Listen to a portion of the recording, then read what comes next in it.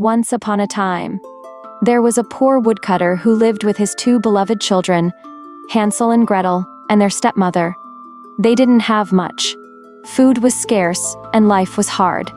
One evening, as the children lay quietly in bed, they heard their stepmother whisper to their father, "We don't have enough food, not even for ourselves.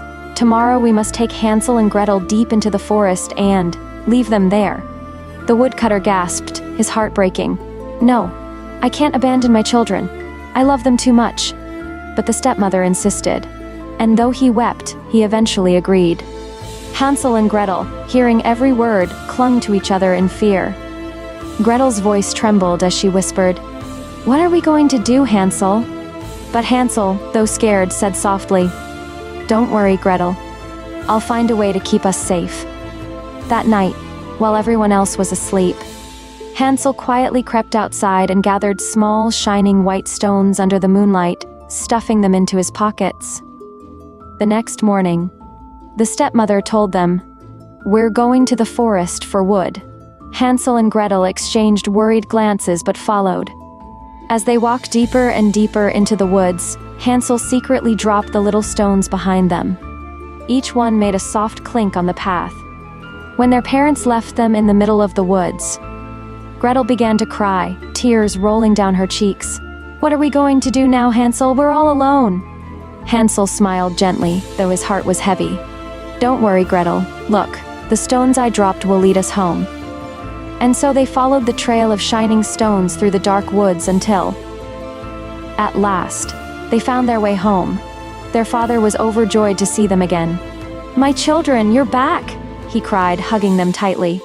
But their stepmother frowned. She wasn't happy at all. A few days later, the cruel stepmother tried again.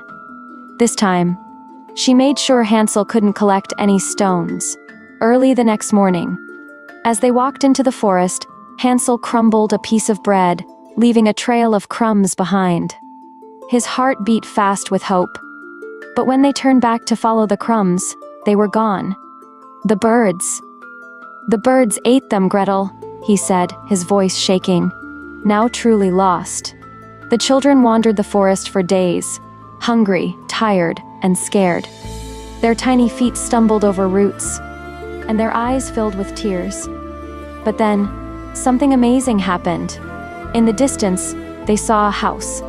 Not just any house, a house made entirely of candy. Gretel's eyes lit up. "Look, Hansel! A house made of sweets. We'll never be hungry again." They ran to the house, nibbling at the walls made of gingerbread, the windows of sugar. But before they could eat much, the door creaked open, and an old woman with a kind face stepped out. My children, are you lost? Come inside. I'll give you all the food you need." But little did they know, she wasn't kind at all. She was a wicked witch, and she had an awful plan. As soon as they were inside, she grabbed Hansel and locked him in a cage. Gretel's heart pounded in terror as the witch cackled. "I will fatten him up, and soon, I will eat him." Days passed, and every morning, the witch would check Hansel to see if he was getting plump. But clever Hansel showed her a bone instead of his finger, and the witch, half blind, thought he was still too thin. Gretel was forced to do all the chores, her tiny hands trembling as she scrubbed the floors. She cried every night, her heart aching for her brother. "We will never escape," she whispered in despair. But then, one day, the witch lost her patience. "Fat or not, I will eat him today," she screeched. She told Gretel to start the oven, planning to cook both children. But Gretel, being clever, pretended she didn't know how. "Please, show me how to check if the oven is hot," Gretel asked innocently. The witch, eager to get the job done, bent over to look into the oven. And in that moment, Gretel's heart racing, she gave the wicked witch a strong shove.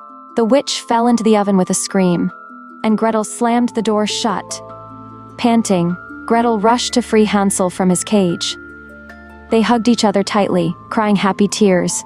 "We're free, Hansel! We're free!" she cried. Before leaving, they discovered the witch's treasure, gold coins and jewels hidden in the house. They filled their pockets and set off, hope swelling in their hearts. After wandering for what felt like forever, they saw their home in the distance. Their father, standing at the door, wept with joy when he saw them. "Hansel, Gretel, my dear children, you're home," he cried. They ran into his arms, so happy to be together again.